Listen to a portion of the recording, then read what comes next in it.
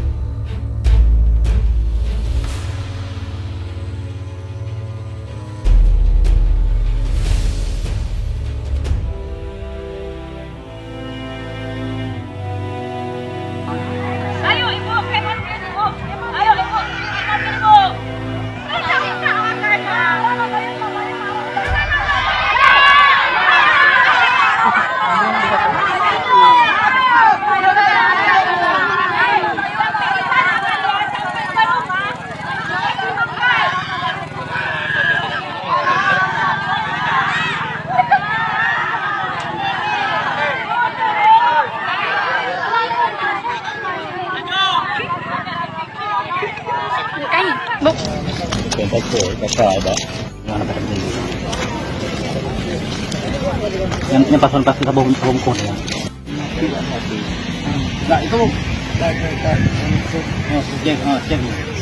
Ini mau itu ini mati ini saya ini kamu punya kasihkan bapak tuh pegang hadapi udah balik udah lu balik biar gitu Langkah selanjutnya ini dari sekarang ini orang ini harus pindah entah itu terserah kepada orang apa itu NSR itu bawa kemana terserah, pokoknya jangan ada di sini lagi. Berarti untuk penanganan sementara ini juga dari desa ini nggak mau sediakan tenda semua tidak mau, walaupun dibayar untuk anak muda satu malam 150 per orang, jangankan 150, 300 pun orang itu nggak mau menerima.